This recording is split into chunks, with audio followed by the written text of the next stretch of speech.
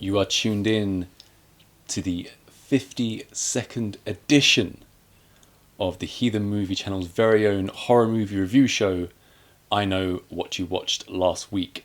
And for this installment, we have a 70s special. Ooh. Is this your get-up? Quite 70s. Yeah, I was trying to go for something a bit 70s. Yeah. Kudos. I'm glad you noticed. So yeah, I'm a man, I always notice things. Not only is it a 70s special, but I suppose at least two of them are really well known. Are all three of them they're all pretty well known. So we've got some well known and... But as you said, yes, two especially. Two especially, and I'm going to find it difficult to rank them this week because I enjoyed all three of them. As did I. So we're not going to have a moany week this time or a piss-taking week. It's going to be an appreciation week. So, in order of watching them, we started the week with Burnt Offerings. Yes. Burnt Offerings from 1976, followed by The Wicker Man. Obviously the original from 1973. Also, both of those were first time watches for me. So, yeah, finally I've seen The Wicker Man. And the third film of the week I've seen once before. Also from 73. Don't Look Now. Yeah, you got there eventually. Yes, Don't Look Now. Yeah. So do you want to have a go at your rankings then? I might as well have a stab at it. And I'm going to rank them purely... I'm not going to rank them on, which film is best or worst, because I don't think there really is a clear answer for that. I'm going to rank it purely on how much I enjoyed watching them whilst we were viewing them. So, unbelievably, I'm sure, my third place goes to The Wicker Man. Then... Burnt Offerings, and gold goes to Don't Look Now. Got it in different order. Third place for me is Burnt Offerings. Not to take away from the quality of that film. Second place for me is The Wicker Man, and we have the same number one. Don't Look Now is my number one for this 70s special. Yeah, so I think we're going to go in my order. So we'll start with Burnt Offerings from 76. This was the first time I've seen this movie as well. Right. I hadn't seen this before. It's with the one and only Karen Black. Well, not just Karen Black. We've got Karen Black and Oliver Reed. Yeah, the Mission Maker. It's also directed, but I think also written by Dan Curtis, who did Trilogy of Terror. Right. And we also have, I'll get her name up. I will get her name up. Bette Davis. Yes, Bette Davis, who plays Auntie Elizabeth, Ben's auntie's in this. She is a 2-time Oscar winner and also the first ever actor to be nominated for 10 Oscars. Yeah, can you believe that? 10 Oscars. And back when they meant something as well. Back when they meant something, yeah. I'm not sure there was as many actors and actors to go around at that time, so it was a little easier to get many nominations. But still, yeah, so as we said, we got 1976, Dan Curtis movie, Trilogy of Terror director, this is Burnt Offering, so we got Karen Black, as you say, Oliver Reed, Bette Davis, and they play Ben, so that's Oliver Reed's character is the husband and father, Ben. We've got Karen Black as Marion, and they have a son called David. He was really good as well. Yeah, the son was good. And Auntie Elizabeth, played by, the uber successful, it seems, Bette Davis. So where do you want to start with this one? I think we might as well start with the beginning as far as I remember it, which is that our couple and their son drive up to a somewhat run down but clearly, faded grandeur. Yeah, kind of estate. Elegant estate, yes. Yeah, and they're thinking of hiring this place for the summer. For the summer. Yeah, in season. But of course, Ben's assuming from the size of it and everything, it's going to be way out of their budget. But they're greeted, first of all, by a somewhat toothless caretaker. Yeah, that guy. Yeah. Who seems... Classic character. As we get further in the story, just seems a bit random. I don't really know the point of that, except for maybe a bit of comedic.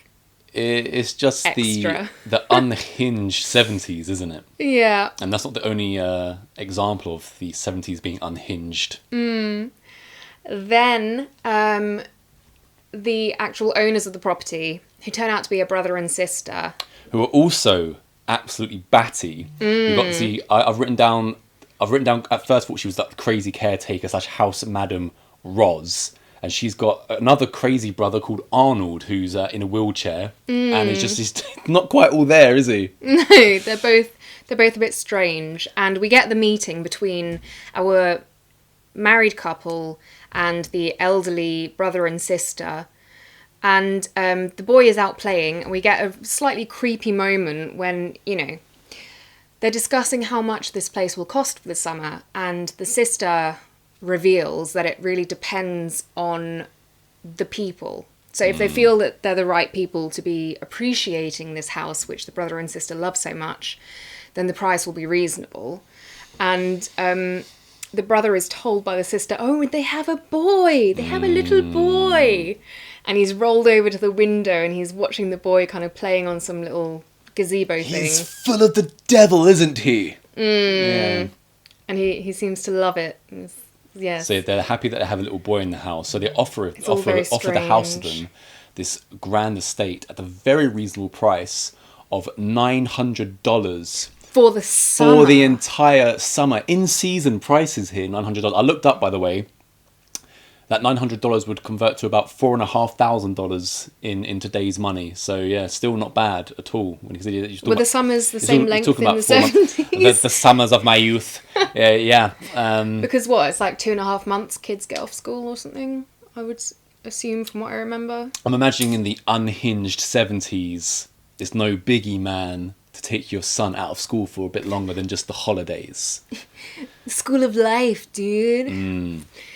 Yeah, and so of course they're like, what's the catch? There is a catch. What is the catch? There has to be a catch. The siblings are like, well, it's no catch at all, really, is it? But Ben / Oliver Reed, he's adamant, tell me, what is the catch? And he's not too impressed by it. They finally bring it to them.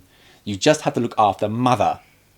Mother! Doesn't that remind you of another movie? Maybe from the 60s. Mother, who is camped upstairs and stowed away in her bedroom by herself. She won't be any trouble.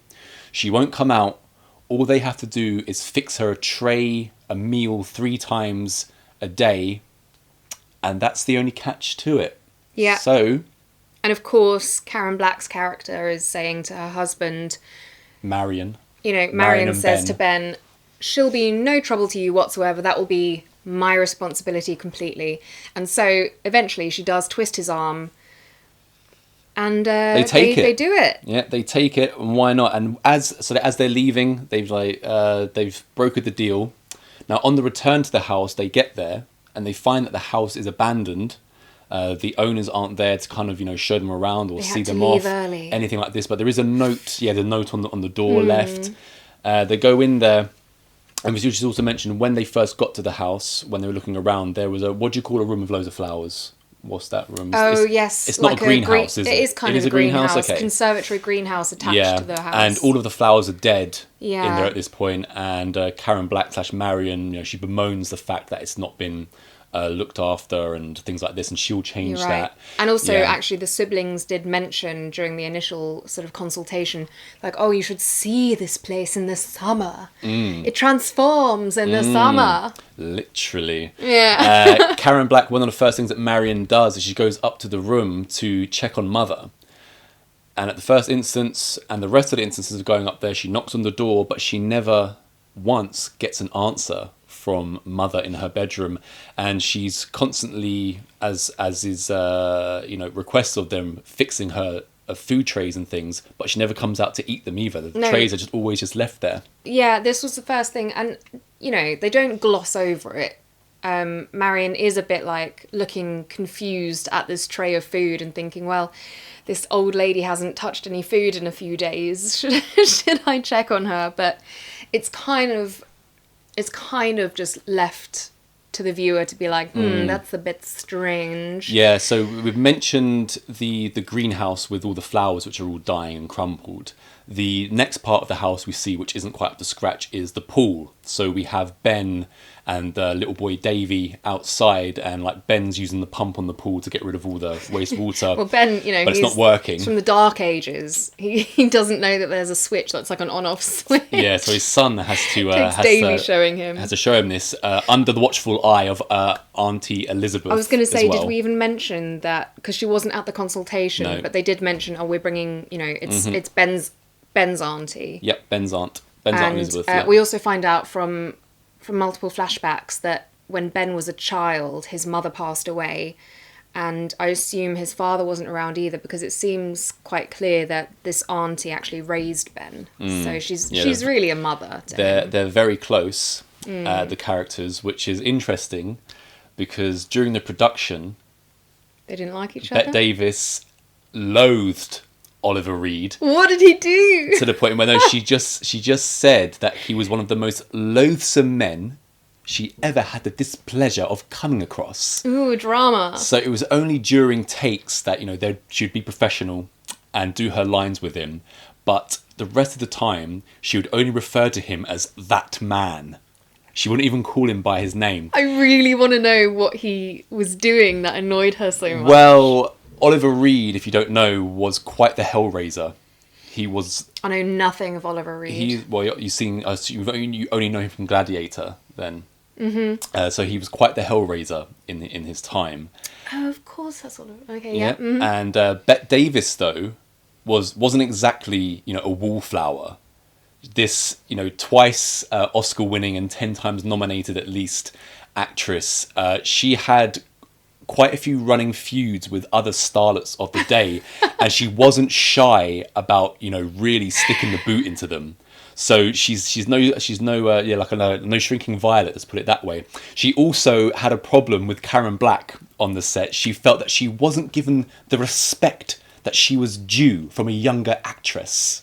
Oh dear. So yeah, quite the piece of work, this Bette Davis. I quite like the sound of her, actually. I bet you do. Yeah, and I've always liked the sound of Oliver Reed. I'll get into Oliver Reed a bit more later on. Also, I'll just mention while we're on it, Karen Black was also 4 months pregnant while this was being filmed. Wow. So they had these kind of like camera techniques to hide her showing bump and things like this. Karen Black as well in this film. I think for me, it might be because of what she has to do as her character, but she kind of steals the show, because the transformation of her from, how she is at the beginning to certain points towards the end, I think is just... I found that almost every time I watch Karen Black, whether it's in a good movie, a mediocre movie, or a poor movie, she's always great to watch, and she's, normally the best thing in the production. She's just something about her I absolutely love. She's like kind of magnetic. She's kind of off kilter a little bit, and she's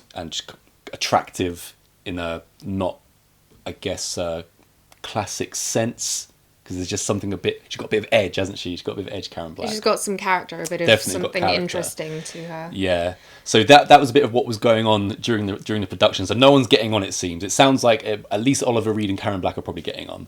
Well, I couldn't tell from watching the film. Everyone's very professional. They were professional. Yeah. So we get back to Oliver Reed. He's trying to fix the pool as Ben. And he's diving into the pool, and he's like full of life, isn't he? Because before this as well, they found a fridge full of champagne to welcome them to the house, and he's getting right into that as well. Kind of thing is like really showing that he's a kind of the boisterous type. And then very quickly, they fill up the pool without really cleaning it. So it's kind of murky, and there's loads of leaves still floating around in the pool. But Ben and David decide to go swimming anyway.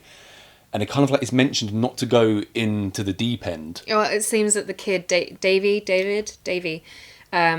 boy. He can't swim very well, so that's why. Yeah, but Father Ben starts to pretty much drown his own son in the pool during this first enjoyment of said pool. You can tell. I don't think Oliver Reed pulled it off quite as spectacularly as Karen Black, but you can see a change, that he's obviously, something is influencing him, and this isn't, already this short, far, distance into the film, that this is not normal for this character. He's he's a loving father of their only son, Yeah. and a good guy, I suppose. But yeah, something's taken him over, and the sort of, what was it, like rough and tumble play is taken on a sinister. That's it. Roughhousing is taken on a sinister edge. Yeah, when shooting that scene, it was absolutely spectacularly filmed, because I was like getting like short of breath. I was really feeling that he was drowning this kid, and I think it might also have quite been harrowing because stuff. At the same time, we have the very well put together, by the way, Auntie. Auntie Elizabeth. At the side of the pool, and she gets progressively more and more worked up because she sees what's going on, and she keeps trying to get Ben to stop it, but he just seems to be completely like deaf to anything that's going on around him, and just fixated on drowning his son. I guess the possession has hold for this short while, 100%. Obviously, he doesn't drown his son in the end. His son actually manages to smash him in the face with, I think, a pair of goggles or something. It doesn't really matter, but either way, he slightly injures his father and manages to get out of the pool. It almost breaks him free, and then Ben, after that, is beside himself with, what the hell have I done? How could I have acted like this? And Marion, she comforts him, saying, it's just... He's fine. Forget about it. Fine. I know you're a loving father. I know you'd never do anything like this. But Ben knows that something came over him, something which he can't quite explain, something which is powerful, which he really can't unsettling control. To him. Yeah. This is when you've just, after this, you mentioned it a little bit, where we start getting Ben's visions of his mother's funeral. And it's this funeral car driving around by this eerie, creepy, smiling driver. Yeah. Who makes a few appearances in the film, and the shots of him, the chauffeur, were great. And it was at this point as well, whether it started at the very beginning, I'm not too sure, but I noticed from the pool onwards that a lot of the shots had this kind of like mist in front of it. It was all very dreamlike. Takes you out of the real world. Well, I think actually I noticed... Also some black edging around the frame as well. Okay, I didn't see that. But I noticed throughout all three of these films, there's something about the 70s like cameras, I suppose, that a lot of, especially the brighter colours that people wear or whatever, they kind of almost blend in out a bit. So you get that fuzzy glow effect, which... I suppose it probably isn't intentional. It's just what happens with the equipment they had then. But I absolutely love it. It really adds to all three of these films. Yeah, the last note that I didn't really mention it on this one in my notes, but I said there's no OTT, making everything look glossy and all. It's glossy in its own way, but it's not completely clean, which adds to the grittiness, the dirtiness of the film. Yeah, so while they've gone around, so we've got the first vision, but I should just quickly finish off, of this smiley guy. Yeah. And when Ben sees this vision of the smiling chauffeur, it really affects him, doesn't it? This is clearly something that he's been seeing for a long time throughout his life. And even when he first saw him at the funeral, he creeped, he was creepy. Everyone knows Oliver Reed, he's a burly guy. So he plays really well. Like, he goes into himself and he shows the fear, knowing especially what he's like in real life, this Hellraiser. It's all acted especially well. Yeah, so that now, after swinging around this dirty pool, the house now starts to renew itself, doesn't it? Because next time we see the pool, it's marvellous. Again, it's clean and it's clear.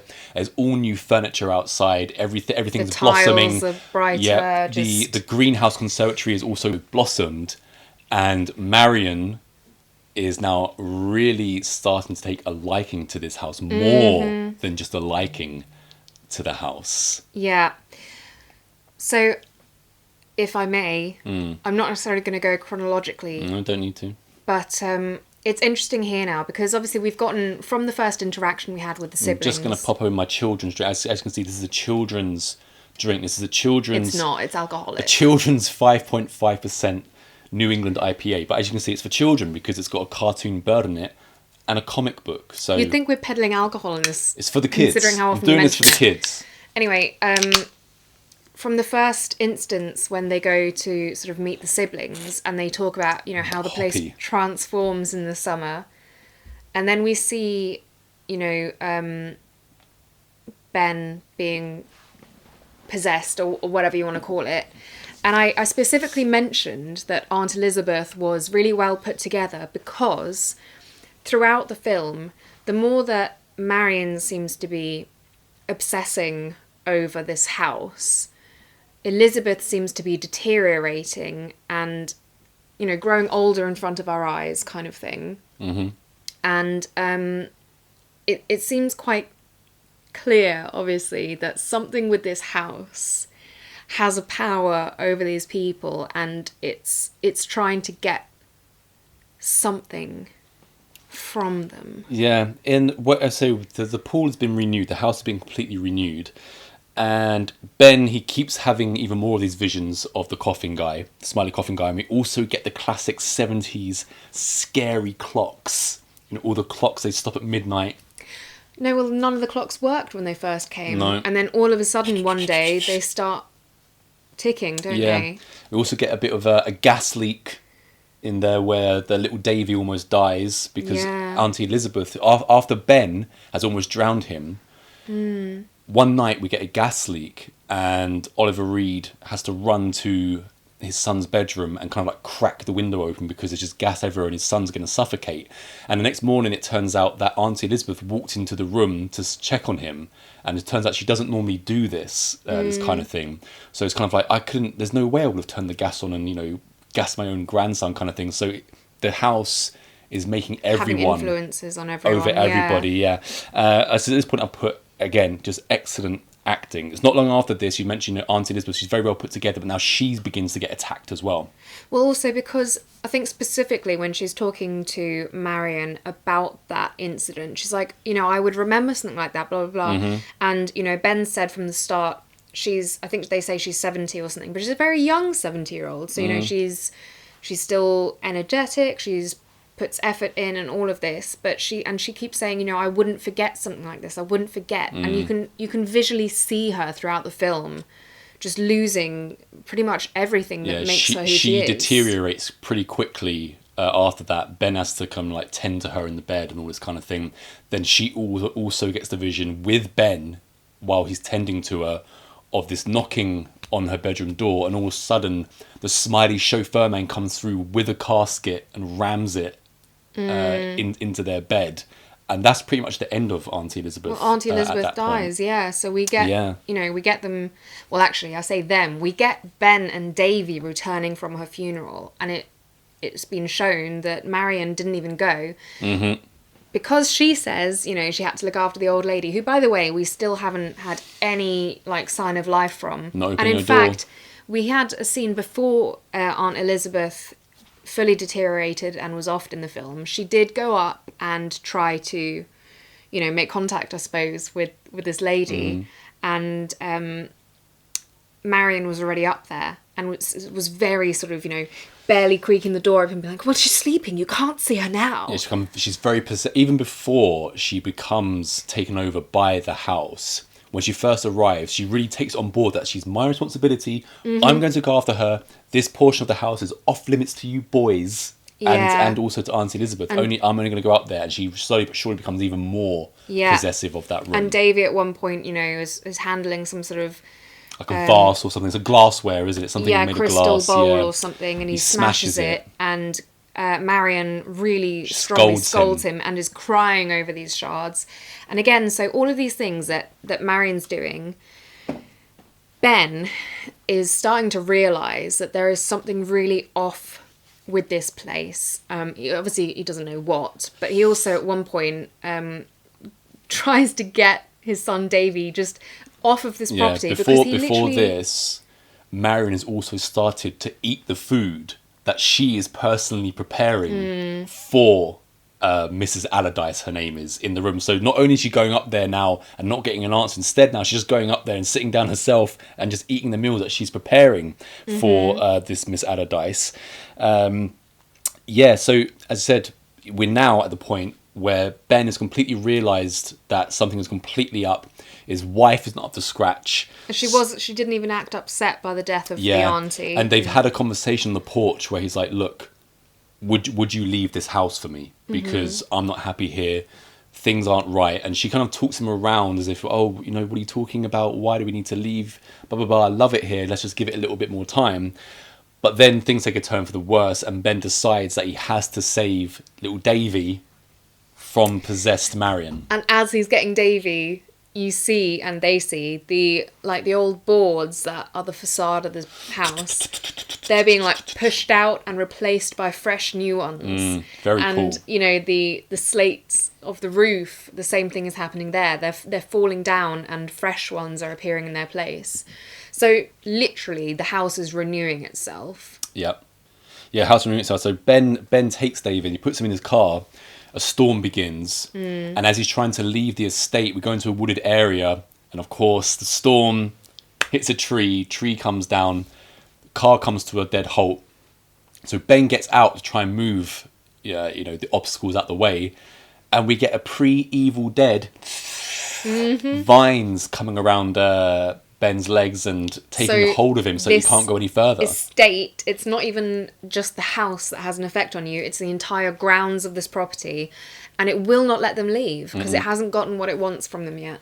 Yeah, it won't let them take. So this, like I said, with these, Marion, she now comes out of the house, comes to the car, puts Ben back in it, says to Dave, we're going back. She drives the car back, and as they get back into the house, Ben is now in a catatonic state. He's injured himself somehow. Yeah, he can't move. He's just in a chair still. And it's now that we're back at the pool, and he's sitting at the end of the pool in his catatonic state, and little Dave is coming to him saying, look, Dad, look how well I can swim now. I'm going to go into the deep end, which has already been warned by Marion as well not to.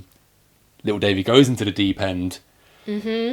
It's almost like choppy seas at this point begins to happen. The water comes to life, and you know clearly Davy is struggling, drowning again. And we've got this. I love this scene as well. Like we've got him in the choppy water. Clearly, the house is trying to drown him. Then we've got Ben looking on with the most like desperate, forlorn look in this catatonic state. Yeah, and he's trying.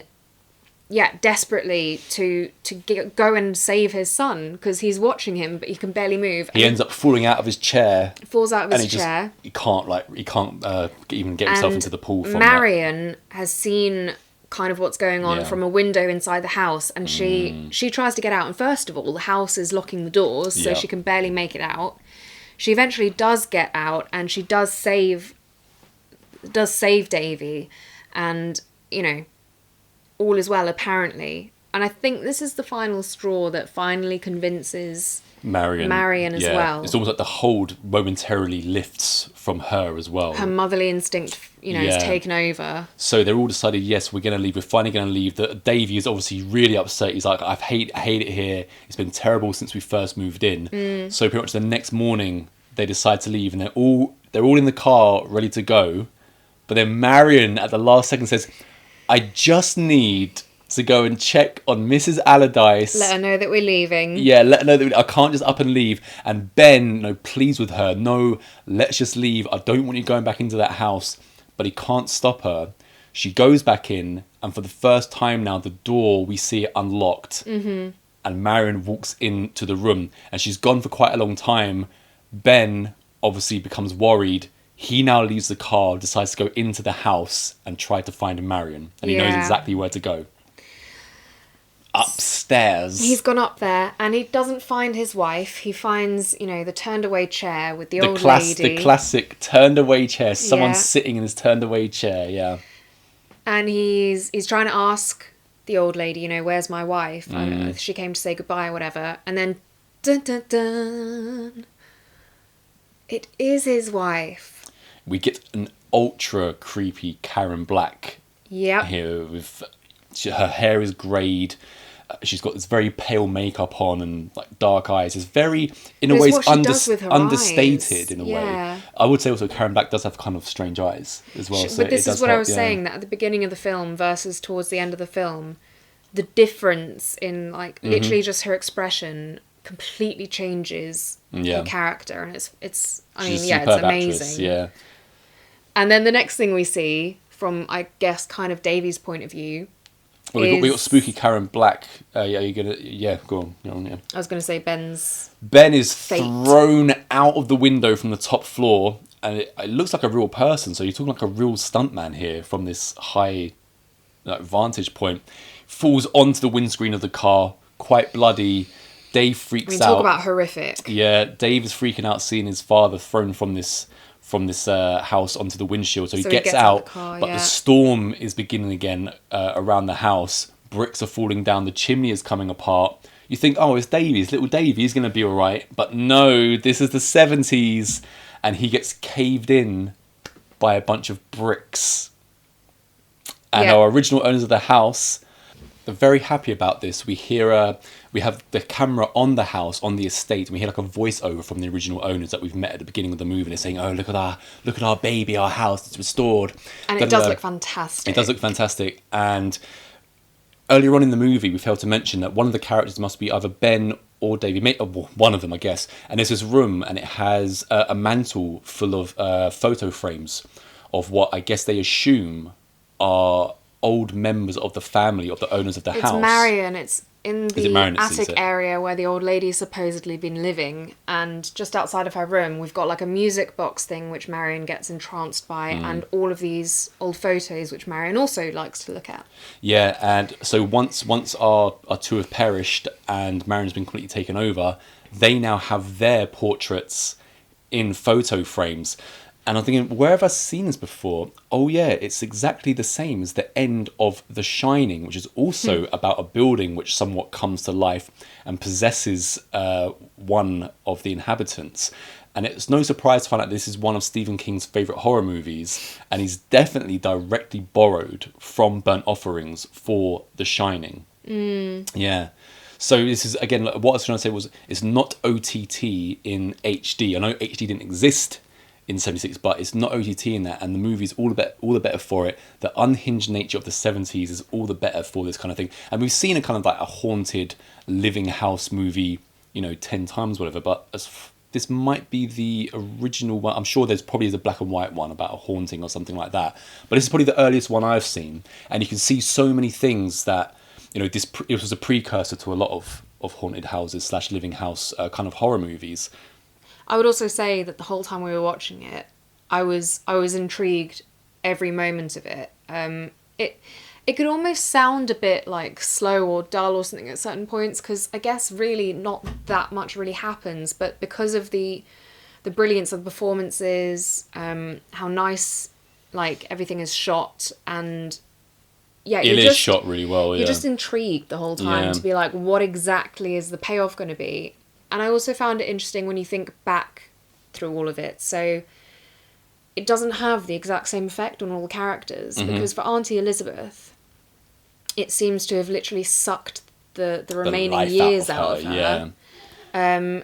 Marion turns into the siblings' mother. They're like, oh, we've got our mother back, Mrs. Allardyce. So she's been used as the host. And Ben has that one moment in the pool where he's kind of taken over, but apart from that, he seems quite resistant to it.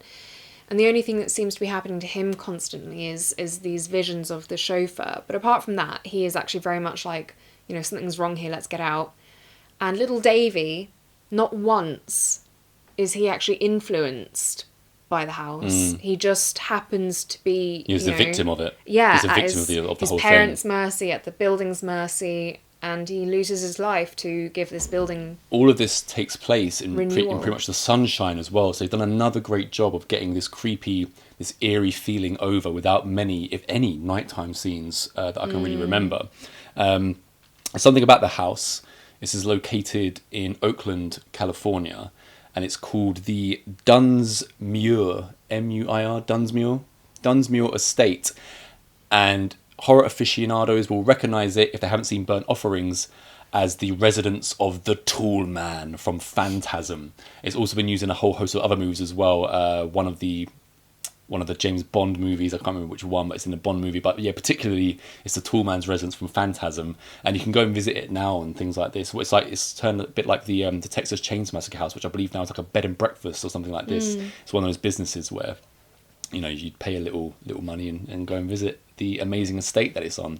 Yeah, Yeah. I'd also say that this beef that was between Oliver Reed and got beef? and Bette Davis, when she was like constantly scolding him, he hit back with, well, you claim to be all prim and proper and this, and you're having a go at me, but I see what you're doing. And apparently, when she was sitting in her chair in between scenes on this Dunsmore estate, she had a pair of binoculars.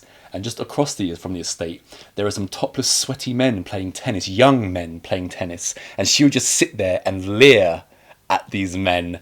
Yeah, so there's a lot going on during production. And as you said, you don't know much about Oliver Reed. Oliver Reed.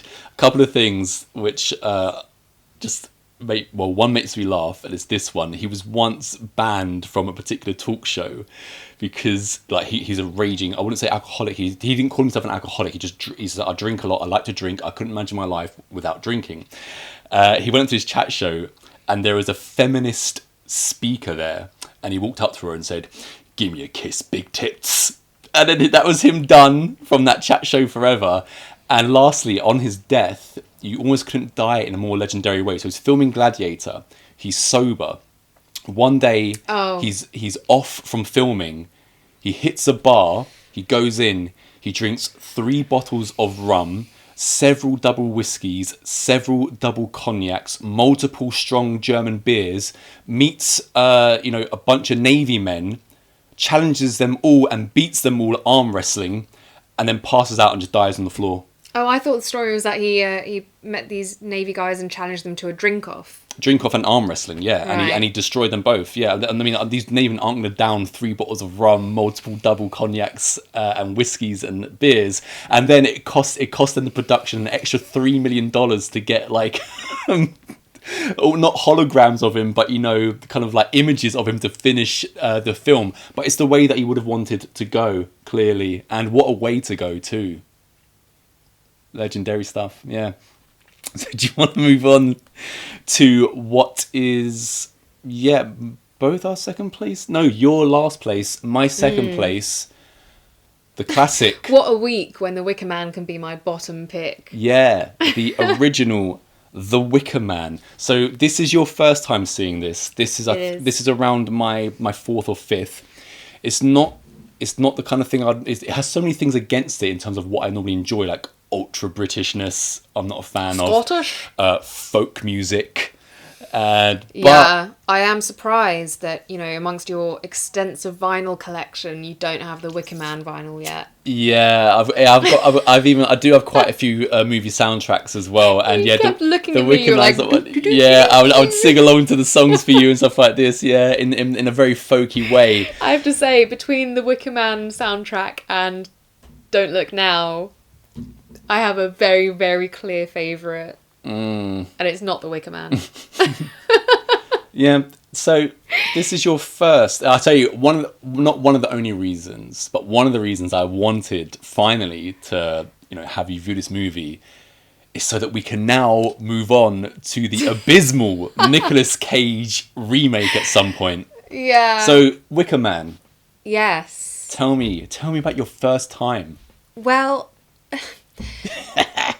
already from the very, very beginning, so we get shots of a single person aircraft, going over the Scottish Isles. It's Edward Woodward, the actor. Woodward. Yeah, Edward Woodward. And he lands, and we've got all the sort of folky music, which John was clearly loving. And it transpires that he is a policeman from the mainland. Yeah, Sergeant Howie. Howie. Sergeant Howie by Edward Woodward. And I feel like there's not much point explaining stuff because most people people have are going to know. I wasn't asking like how's the movie go. I was asking. But I feel like this is relevant because so he lands and he's a policeman from the mainland and he's had a letter about a missing missing girl on Summer Isle. Already, I was just questioning. I was like, what the hell would life be like in a society like this where they literally don't even have a single policeman apparently on this island. Like, someone had to fly in on a plane. Plus, also, that plane's cool. The water plane. All self-governed.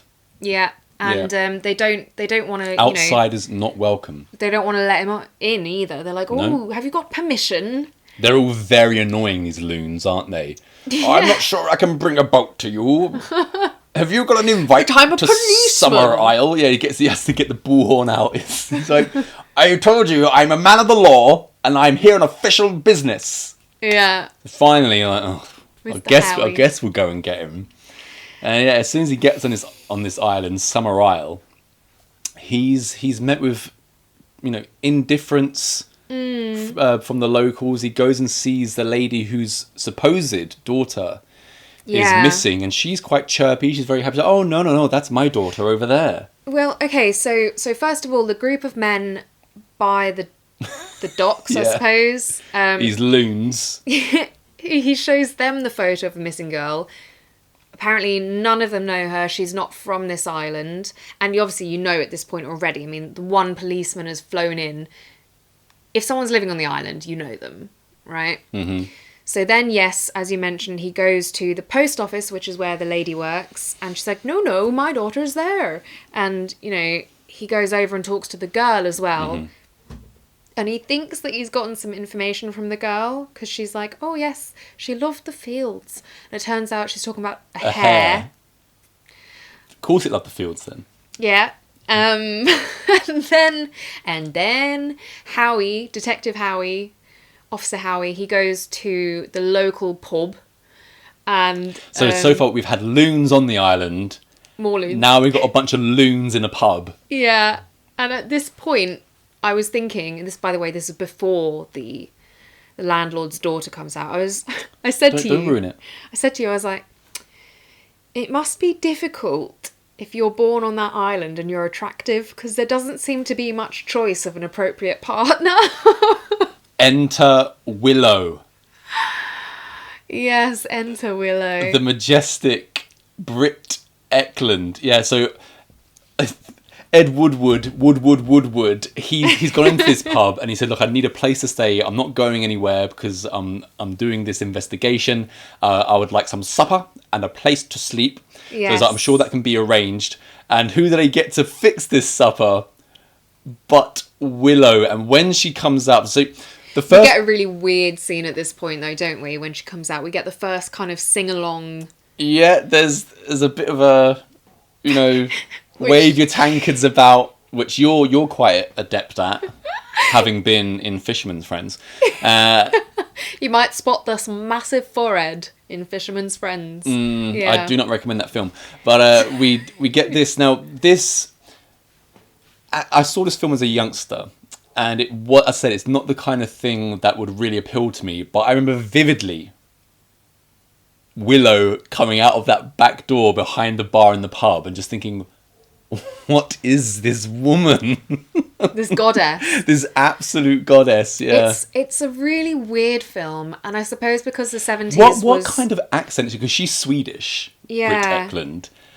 But it seems like she's doing a bit of a Somerset accent, a Welsh accent, Irish, and a little bit of Scottish. But I definitely didn't get Swedish. No, I didn't get any Swedish. She certainly looks Swedish. Yeah. Certainly looks Swedish. A classic Swede. And beauty. I also would say that even if her accent wasn't necessarily exactly the same as her fellow actors, it certainly didn't stick out like a sore thumb to me as, for example, Sean Connery playing a Spaniard or something. Yeah, this is my Spanish accent for Highlander. Yeah.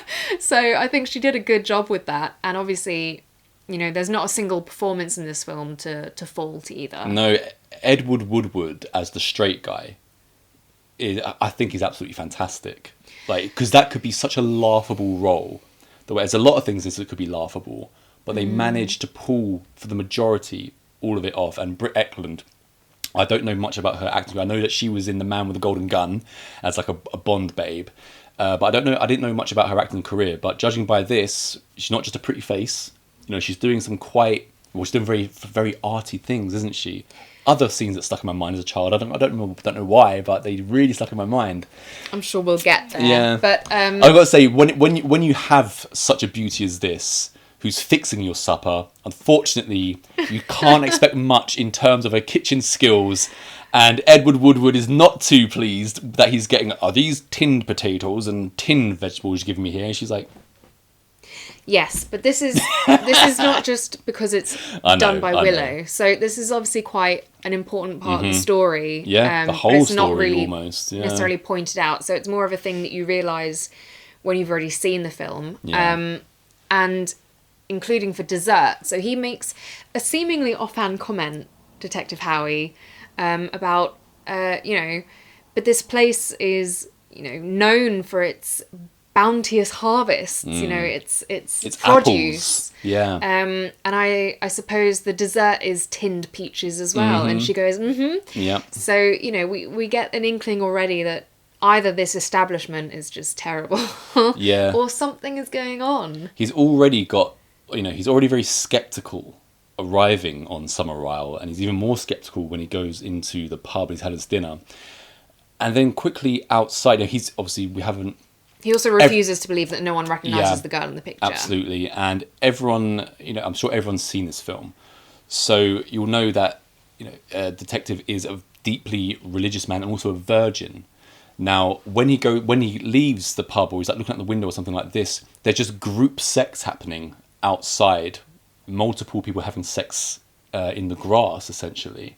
And was it in a graveyard as well? It possibly was in a graveyard. It was quite dark, this transfer of the movie, so I wasn't always able to tell. And I think it might have been the first or, possibly second night he's there as well, that we get the what we soon find out to be Christopher Lee's character, the... Yeah, we're not going on. We're talking about this, we've got this deeply religious man in this world of free living, free love, carnal desires. But is it not the same night when Willow was offered a boy? Yeah, that comes just after this, yeah. That's what I was going to say, when Christopher Lee brings... Another one of my favourite parts, when we first see Lord Summerisle, played by Sauron. Is it Sauron? Yeah.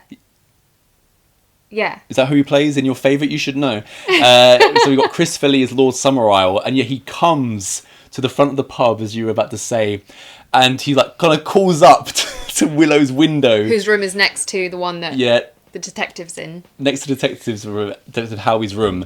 And he says, along the lines of, "Hello, Willow, I've brought you this young boy to mate with." He's kind of standing there, happy as Larry. I was like, what a lucky lad. And then he's brought upstairs, and we hear the joyous moaning of Willow coming from next door while Officer Howie's trying to get to sleep. Yeah, Howie is a bit distressed by this. So at this point, the first sexual inkling we got was literally when Willow comes out from the back, before she's even prepared him this tinned excuse for a dinner, and the kind of song and dance is very ribald, and there's even she's thrusting, and there's people behind her thrusting at her, and then he sees this graveyard mating, let's call it, and he sees the whole exchange of the boy being offered and hears what's going on there. So he's obviously quite disquieted. He's, as you said, such a religious guy. He must be discombobulated. I was a bit confused because we find out later in the film that he's a virgin. We don't know this yet at the start. And he says, he's engaged to be married, and as a Christian doesn't believe in sex before marriage. But I was like, isn't he a bit old for that? He does look rather old, but maybe he was just, I think he got the idea that maybe he's just so kind of tied to his job and tied to his religion that it's not something that is really at the forefront of his mind as something of importance. Because I always just assumed that people who believe in no sex before marriage just get married really young. Yeah. Or they do, what I'm hearing is the American Christian thing is that they just do anal instead, because that doesn't count. True story. Yeah. Also, while this group sex is going on, it's cut away with this shots of these just two snails kind of intertwining. Really interesting shots. It's things like this, the ultra weirdness of the movie, which make it appealing to me. And those shots of the snails are just one kind of small facet of the strangeness, the peculiarities that exist in the film. Another thing about this film that fascinates me is the fact that... That's the right word, it is a fascinating film. It is, yeah. Is the fact that, I suppose in the 70s, maybe that was one of the first kind of decades where some people were starting to fall out of traditional religion, etc. And by now, I wouldn't want to hazard a guess at what the ratios are, but most of the people that I associate with are not, they don't follow a particular religion. It was only me. I was the virgin when we met, and you took my innocence, because I am deeply religious. Yeah. If you want to say that, sure. But basically, watching this as someone who doesn't follow a particular religion, heathen, you could see so many different things in this. And I also wonder what it would be like to watch this from a deeply religious perspective, because I suppose you'd have a very different siding with it. So, as you guys probably all know, we've got this, the Isle is inhabited, they don't follow Christianity, they follow a pagan religion, which is, disgusting essentially to your Detective Howie. And it goes against everything Christianity has taught him. Inconceivable to him, yeah. But I find it so interesting to watch the differences and how much of an effect it has on someone. And, the fact that, to me, certain things are clearly morally right or wrong. But it has nothing to do necessarily with religion. But clearly for people who are super religious, that is how it feels. And it's interesting to me to watch Howie have these experiences with something that to him is just completely unfathomable. I also love the complete indifference that Saruman has with Howie. He's just, it seems very light-hearted, doesn't he? Easygoing, laissez-faire, nothing much is bothering him. I'm happy to help you, and I'll give you anything you need. He's not bothered by anything, and that's a nice, split between basically the religions that are being represented in this movie, or not just the pagan kind of religion, but a lot of people just aren't religious, I guess, compared to someone who is deeply Christian, and you can see how disturbing it would be for someone like that to be suddenly in such a different place. I also think this film really, it maybe was a bit slower in a build-up than some things were, but it does really build. Yeah. And were you aware of the ending of this film? This is an ultra famous ending. It's a very famous end to a movie. So I knew that there was a giant wicker thing that's Wicker Man set on fire. It's not called the Wicker thing. No, but this is what I'm saying. What I knew. Mm-hmm. I knew that was the ending, but I wouldn't have known, for example, who was in it, or if anyone was in it, or why. Mm-hmm. I didn't really know anything about the film at all, to be honest, except that there's a big wooden structure that gets burnt at the end. So if we go back to kind of the more linear storyline, so after this first night, so we've had loons on the island, loons in the pub. The next morning we got loons around a maypole. And, this is the bit that I was going to say. And we're back to the folky music being sang. Well, actually, you say we're back to the folky music. We never really leave it, because even after the young lad is offered up to Willow, it kind of feels a bit, doesn't it? Because when Willow is having her way with this lucky lad, with this kilted lad boy, the patrons of the pub downstairs are all kind of looking up and singing a melody. Yeah. Were you aware that Britt Ekland was married to Peter Sellers, and they were married after only 10 days? He's like, right, I better lock this down. So after the second day, we've got the maypole dancing. Yes. And this is when he enters the classroom now. I've done some maypole dancing, by the way. Not surprised. Yeah, we still celebrate Midsummer in Sweden with maypole dancing. Yeah, talking of Midsummer, I won't get into it, but have you now seen what a complete rip-off the film and a poor Midsummer, one at that. Yeah, an abysmal rip-off, and There's not of an the same homage, tension. just a rip-off, and yet fails miserably on every level compared to this. And especially watching this one and thinking about Midsummer and thinking about my, Swedish heritage, living there for a few years and the traditions there. The concept of being like, oh, let's do Swedish Wicker Man could be brilliant, but they've completely, pardon my French, but fucked it up. Yeah. I mean, how anyone enjoys that movie, none of them could have seen The Wicker Man before, and everyone hails Ari Aster as kind of genius. Like, I'm not going to lie, I also think a massive, bad decision in the Midsummer thing is to get a bunch of Americans to go to Sweden for this thing. I think they should have kept it a bit more insular. Especially Americans that are terrible at acting. Yeah. Anyway, so back to this one. Yeah, back to this one. So he goes into the classroom now, and there's a classroom full of just girls, and they have a female teacher. Because the boys are out dancing. Yeah, and there's one... Yeah, they're doing their phallic dancing around the phallic maypole. All the girls are looking outside, interested in what the boys are doing. And there's this one empty seat / desk in the classroom. And once again, Edward Woodward is getting no answers from the teacher or any of the children about where is this missing child, and he's also overhearing what they're being taught, and he's again disgusted at what they're being taught. About the maypole being a phallic object. Exactly. And he's like, "You're all liars, the lot of you. Little liars, the lot of you. That's her desk, isn't it?" You know, he's starting to crack after only... I don't blame him. Yeah, I don't blame him, because the weirdness is just frustrating. through the roof. Yeah. And especially when we then find out that they do all know who the girl is, but according to their kind of like beliefs and stuff, she's not dead, and I don't know, all of this stuff. But yeah, my God, I can understand why he's getting so frustrated. Sorry, I just wanted to say the boys doing their maypole dance whilst that kind of is happening. Yeah, electrified you. That little song that they're kind of singing, and the build up before they start dancing, and even it's that 70s thing of not over practicing, so it looks so much more real. Like these natural, boys are, you know, they're there and they've been told like the choreography or whatever.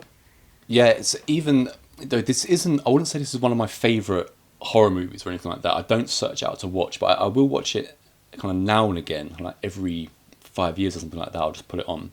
Like I said, I've only seen it 4 or 5 times. But once I do start watching it, there is just something that just drags you in. About the film, and that is completely to its credit, because for a film where not every single element of it is up my street, it still has this power to keep you completely engaged, and that is really the sign of, you know, a fantastic piece of work, which there's no doubt is, and it's also to do with the acting. And after he leaves the classroom, it's after this that he goes to Lord Summerisle's kind of like quarters, and we have the scene between Christopher Lee and Edward Woodward where they're discussing, you know, kind of what they believe in, and, you know, why he's here and how he's going to help him. The history of why everything's happened. Exactly, and just the teddy play between them is just really, really good.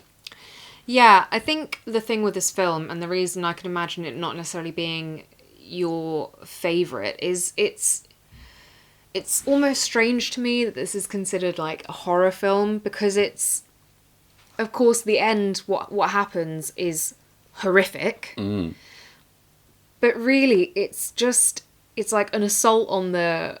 It's just so confusing. On the senses. Yeah. It's almost Lynchian, except that it does kind of all tie in, and it does kind of make sense towards the end. Yeah. But you're just constantly thinking, like, you've got, you know, different information and weird things going on. And even when he goes, as you said, to get...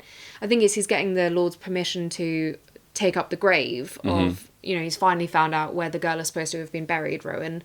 And you see, you know, the naked ladies doing their fire jumping dance and all of this. It's just... It's just a kind of...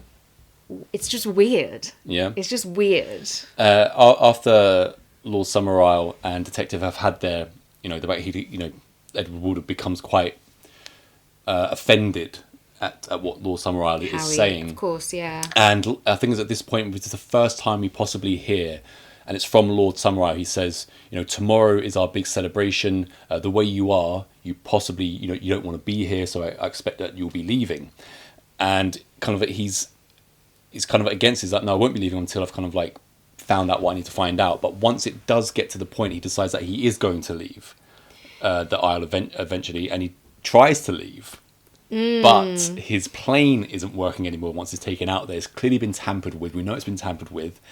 So he has to come back. And it's when he's going over to his plane in the water, we see all the men come up from behind this wall with these masks and these animal masks. And that is creepy. Yeah. That's quite horrific. It creeped me out. It's not easy to creep me out with the amount of stuff that I've seen. It's not a particular scene that I remembered from this film. So when it happened, I was like, oh, and we have a bit of an animal mask thing in Heathen as well. Maybe it was in like the back of my subconscious. Not that I've not seen it in other movies as well, but this would have been one of the first.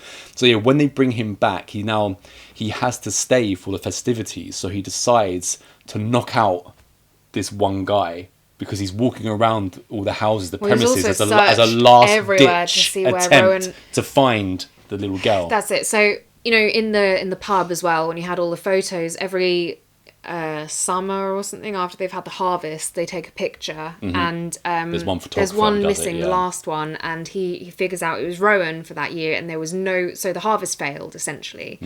So he's figured out apparently that he thinks they're going to sacrifice Rowan, so the harvest it flourishes again. And so he's looking everywhere, because he's like, well, she can't be dead, there was only a hair in her coffin, she has to be somewhere. That was creepy as well. And I also find it interesting, just going back quickly to our first meeting of Lord Summerisle, when he's explaining everything, and he's explaining about how his grandfather or whatever started all of this off. And I found it interesting again that as much as every other resident on this place seems to completely follow the faith that they have, the pagan faith or whatever, Lord Summerisle is a lot more sort of ambiguous, because he seems to have been, he's been taught, or he's taught himself, multiple different faiths and beliefs and stuff. Yes, and he's kind of saying, he's basically just saying, well, I do this because... He's like the leader of a cult who doesn't really believe anything that he says. It just works for me as well. More for me, really, than even the society. It works for me. I'm the one with all the power. It got our workers to do their work, essentially. Absolutely. Yeah. Before, because we're getting to Was Anything, we completely missed out the bit that really stuck in my head the first time I watched this. I mean, it really stuck in my head. The night before the Midsummer Celebrations. And Britt Eklund, Willow, is still in the room next door to Officer Howie. And she starts doing this bizarre dance. She starts singing and like knocking on his wall first. And naked.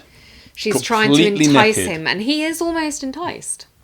He almost breaks his, Christian pact. His chastity. Yeah. I would have broken it like that. I would have been like, please offer me up to her. Maybe one thing that could be missing, or perhaps is intentionally missing, is the fact that you only know that he's engaged to be married because he says it out loud at one point. We never get him sort of looking at a picture or... So you're saying that he could have kept it under wraps and gone with Willow? No, that's not what I'm saying. I'm saying I wonder whether it's... It basically just seems to me that he's not really that, let's say, in love with his I think it goes back to the point I was saying. He's more into his work. He's more into his religion, and it's not so much at the forefront of his mind that I'm going to get married and finally going to have sex. It's just not on his mind. It's not something that is driving him in life. He's just purely driven by the morals. If it was going to drive him, it would have been Willow. That's why she almost gets him to break it. But I just want to say that the first time I saw this, Britt Eklund's magnificent booty has just been seared into my mind, and we have it's not, I wouldn't say a similar thing, because it would be silly to do it in a modern movie, but there is something for you like that in Heathen. Yeah, and not just for the sake of it either, but it's a direct homage to this. It certainly is, and just God bless Britt Eklund for that scene. So now let's go back to where we were. So yeah, do you know what I wonder though? Because more on Britt Eklund, please. Yeah, I'm happy it kind of is about Britt. So obviously we find out everything transpires. You say he knocks out the landlord, takes his costume as the fool, joins the procession. Yeah, because they're going to have this festivity, which is the harvest, and which is the May Day the midsummer festivities of Summerisle. And we get Howie. He sees the girl, he unties her, he runs through the cave system, and then it turns out the whole thing was a ruse. And we get told. Wait. Before when he's taken the costume from the guy, we're kind of missing out the whole while they're doing the parade and they're dancing / walking, whatever it is that they're all doing different things. He's playing the fool, so he's got the fool's costume on, And we've overheard it before that Lord Summerisle is basically going to be playing the opposite sex. And the most horrific thing in this movie is Christopher Lee in drag. My word, that is disturbing. That is is absolutely disturbing. Just as much as Britt Ekland's fine bum is burnt into my mind, Christopher Lee in drag is also singed into my mind. Now, when they're doing the dance, they're waving around the flags and all this kind of stuff, and obviously Detective Howie's not getting in it, so he gets kind of like scolded by Lord Summerisle. You're supposed to be the fool, and dance around. Do and some kind of things like this. capering. Do some capering, and we have that. It's quite a a jarring scene where two people make the beheading. It's not just two, it's a bunch of them with More than two, then you get into it. Was this just in my generation, or did you play this game in the schoolyard as well? I did play this game, yeah. How is that just... I wonder where that has actually come from. Is it a pagan thing? Was that stuff he was reading all real? Because a lot of this pagan stuff is based on Maybe I was raised fact. pagan.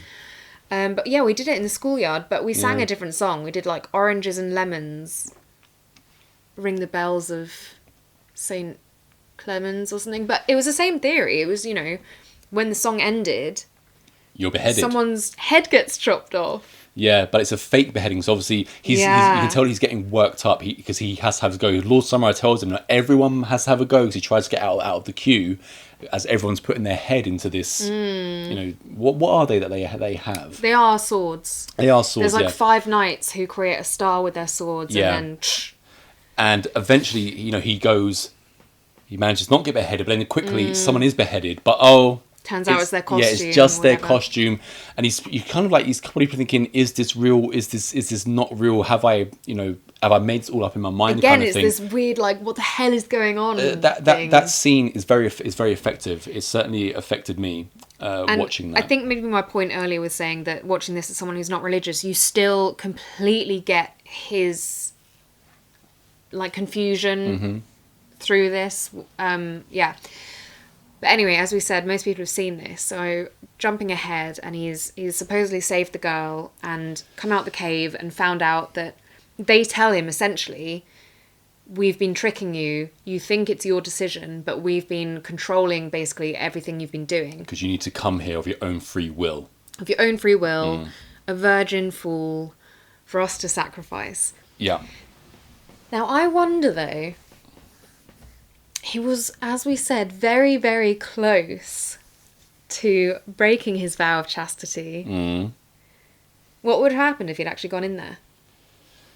Well, good time would have been had by all, I guess. But then he would no longer be a virgin.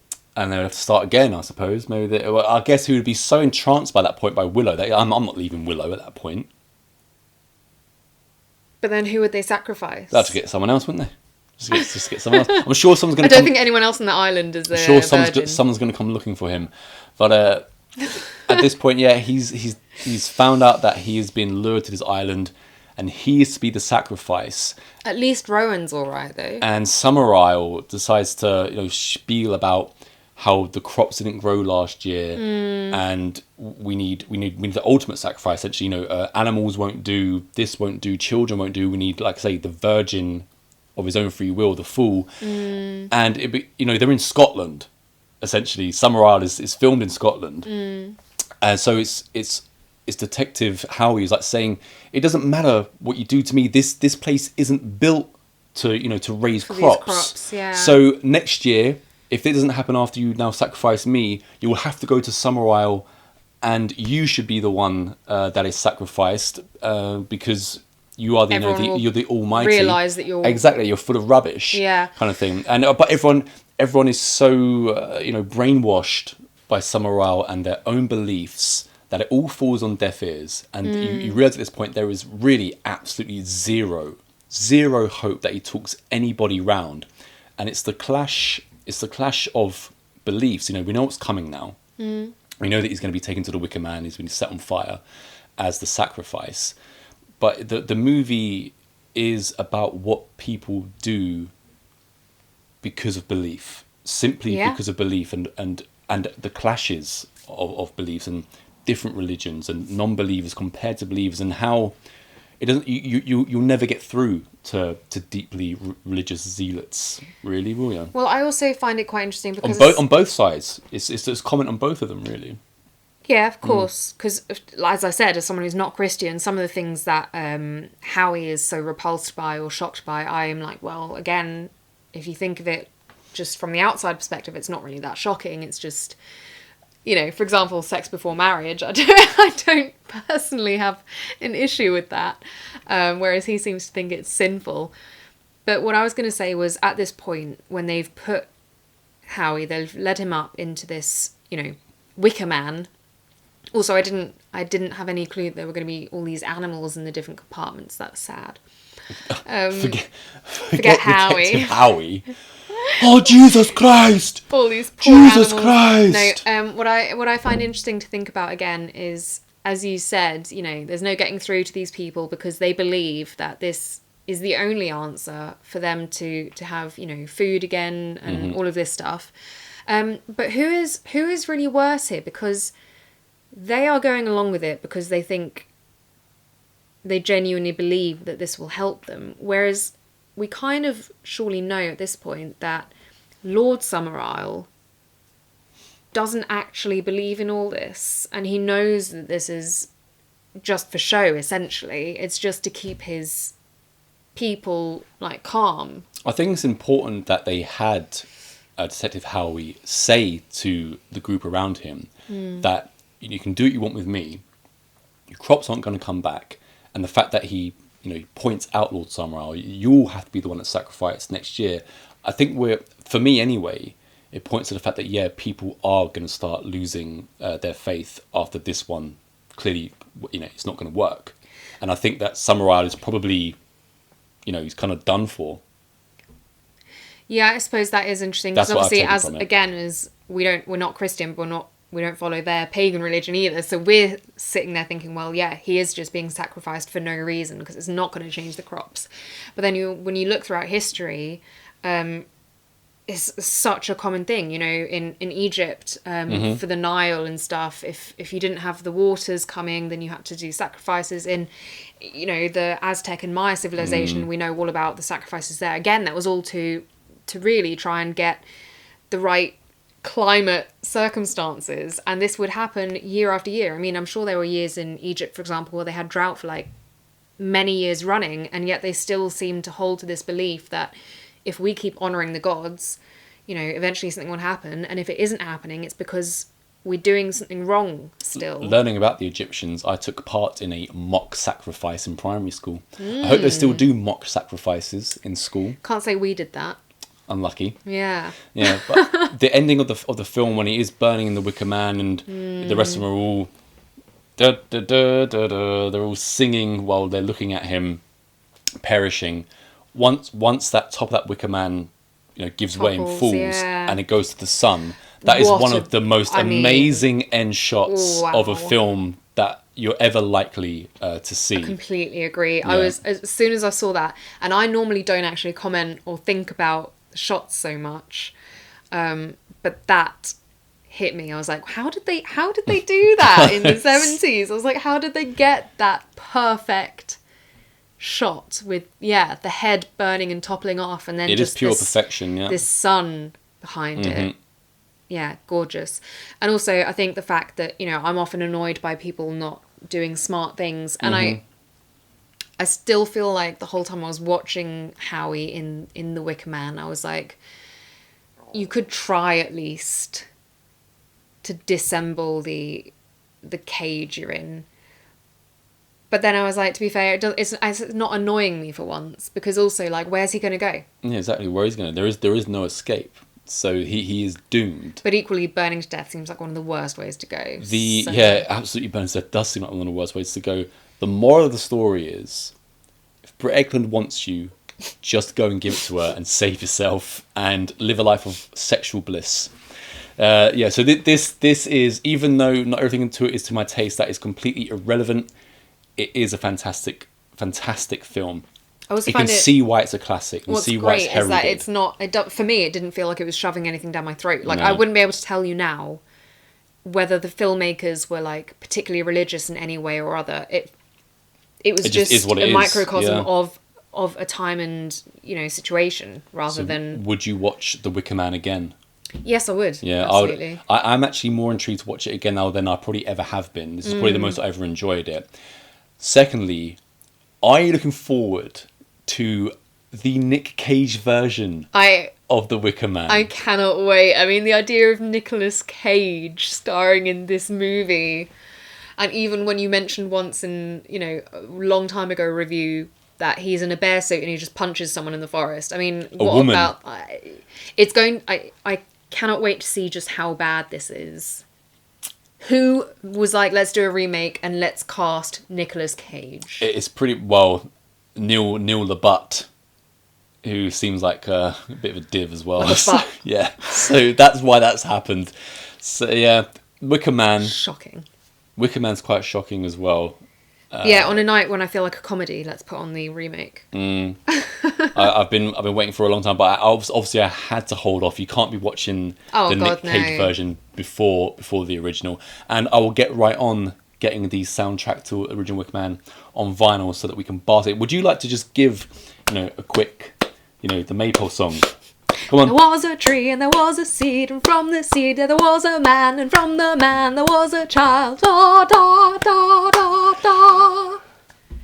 Superb. So let's get on to from one watch, by the way. From the number one movie of the week for both of us.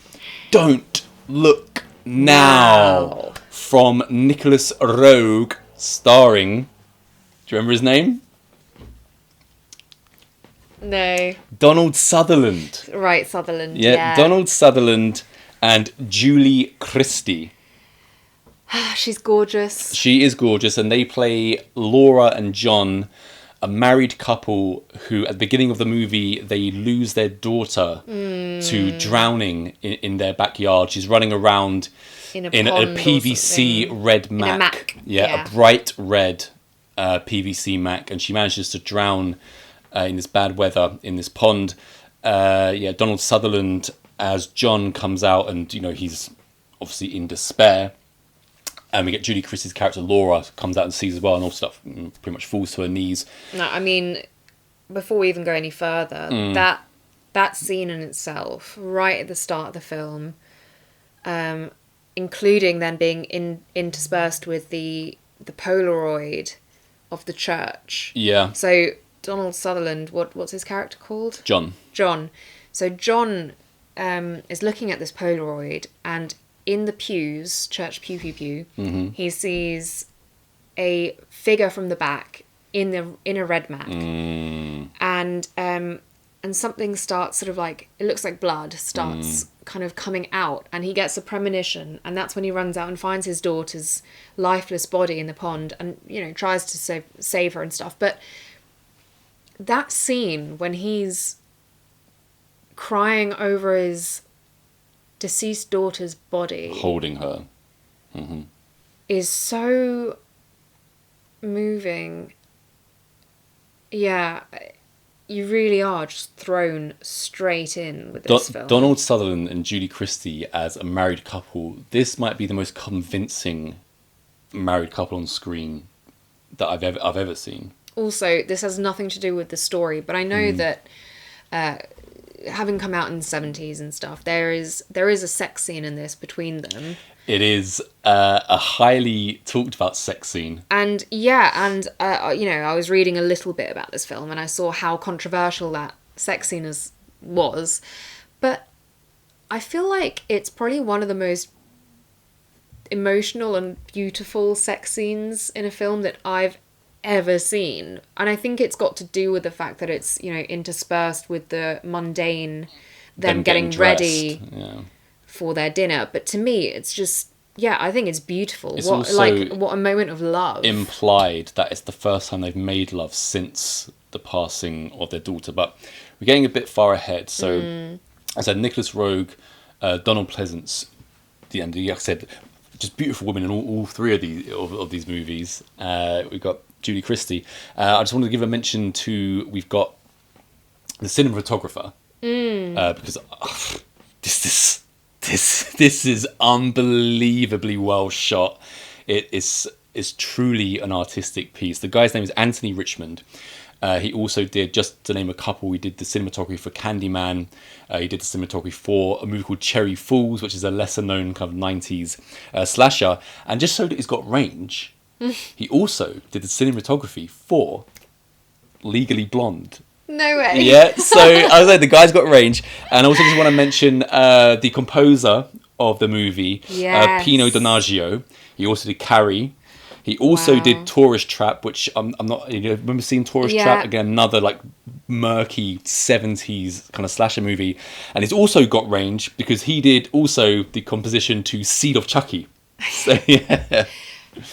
I mean, yeah, the composition in this is you cannot get away from it. It's beautiful, and also the fact that, again, I only found out after watching it that this was original composition by someone. Pino I could Donaggio. have absolutely believed that they'd gone through, you know, some classical music records and taken some music that had passed its copyright days. Yeah, and you can use it for free. Yeah, gorgeous, and it completely, just like, you know, the jaunty folk music in the Wicker Man adds to that Enough one. of that. In this one being in Venice, I mean, first of all, it's already just an absolutely perfect setting for this kind of film. Yeah, Gothic churches. But then the music as well. I just found the music so beautiful. Yeah, It really added to it. We're opening the movie, as already mentioned. John and Laura's daughter passes. Now, what are there? Is it some kind of self-punishment moving to a flooded city where you're going to be reminded? It's almost like you're living through your daughter's death every day. Like I said, living in a flooded, wet city. Well, again, so after we watched this the other day, I think I said to you, because this, like, as I mentioned right at the beginning of this episode, is a second time watch for me.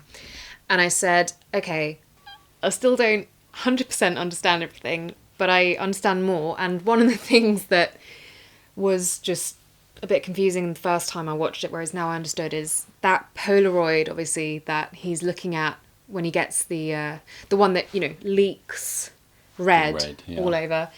That's obviously the church that he's restoring in Venice. And so I suppose, you know, you ask, why would you do that to yourself? But if that's how you earn your money, you don't really have much choice. I didn't want to, like, obviously influence the rankings or anything, so I refrained from, when we watched this, I left it till last out the three, because I wanted to save the best till last.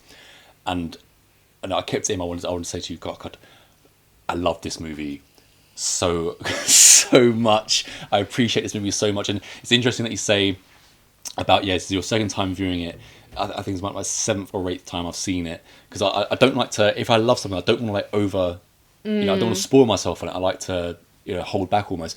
But you could watch this movie as what I'm on, like I said, the 7th or 8th time. You're on the second time, and you can have seen it multiple times before, and you can anticipate what is coming. But it will forever remain a mystery. A lot of it, it's not explained. It's a movie that's both, you know, it is resolved, but it's also unresolved, and it does that thing which I think we need more of, which certainly is where I'm coming at with Heathen, is that you need movies where just not every single tiny event is explained. You just leave it up to the viewer, because that way, after the movie finishes with Don't Look Now, I'm sitting there, I'm thinking about it. Like, I'm constantly just thinking about it, answering myself questions. It leaves me in a kind of state like, it's true cinema. You know, it's visceral, oral cinema, and you just don't get enough of that. They've almost like said, to hell with traditional movie making conventions, and let's just make something that is, you know. And it's just something that there's just not enough of these days. This puts all modern horror to shame, to complete shame. You know, I don't enjoy, you know, I'm quite, if you can't tell, I'm quite a jaded movie fan for these days, especially the past decade. And people, what are popular movies these days in the horror genre? Talk to the Hand, right? I mean, Talk to Me, right? That's a children's movie. This is an adult horror film, you know, and this is one of the movies that reaffirms my belief that horror is the greatest genre of all time, because you can have an adult movie like Hellraiser, an adult movie like The Exorcist, an adult movie like Don't Look Now, and they are all completely different. They're all completely different, and yeah, I couldn't say enough good things about this film. It's just pretty much any given week, this would be the number one film. I think another thing that confused me the first time I watched it, which completely ties completely ties into what, you know, you're saying about it not being on the nose, it not being necessarily explained straight away to the audience, and obviously the fact as well that this is set in Venice, so a lot of the dialogue is in Italian and there's no subtitles, and since the first watch I also understand far more Italian, so it was a bit less confusing to me, but I don't think that's a good thing. No, they obviously did it intentionally, didn't they? Yeah. That's part of the whole feeling of the film. But anyway, knowing there was, like, the ending did stick with me. So I knew what was coming, which again, you see a lot more details. But the whole, like, sub-story of there being a serial killer in the city, it's like, it's basically glossed over for the entire film. It's barely, I mean, I don't think it really occurred to me the first time we watched it, and that was really part of the story. Even though they do give an obvious scene when they drag a body out of the canal. You know, it is said, you know, and I think it's the bishop who mentions about Barbarigo, I think his name is. Says about a serial murderer. Killer. So as well as like moving to the flooded city, we also, almost in every scene when there are new people in or in a crowd of people, you'll see these really bright red garments everywhere, which sticks to the theme, obviously, of what their daughter has died in. Now, so they get there, we've got John restoring a church, and we've got Laura who's... what is not doing much. I think she's just accompanying him. As you would do in the 70s. Yeah, and yeah, very much so. And they're eating at a restaurant. Yeah. And they're, you know, having lunch. And there are these two ladies sitting across to them, Heather and Wendy. And I believe it's Heather is looking over them. Heather is blind, completely blind. We can see that she is looking over at John and Laura, and she's kind of animated. It's actually John who notices that they're looking. He keeps like being like, "Why are they looking?" Whereas Laura's got her back to them, so she has no idea. Donald Sutherland, John, and they need to find a bathroom. But obviously they're a little bit older, one of them is blind, so Laura decides that she's going to go and help them into the bathroom. And she does, and as they go into the bathroom, you have Wendy saying, "You don't need to be so sad. I saw her, your daughter, I saw her, she's in between you." And obviously Laura's like completely taken aback. She just met these people. They're in a completely different country. And she's claiming that she's seen their dead daughter happy in between them. And then Heather's sister Wendy, you know, explains to Laura that she is psychic and she has visions, and, you know, if you want to find out more, then we're happy to kind of... But she's a bit upset at first at hearing about this, as you would be.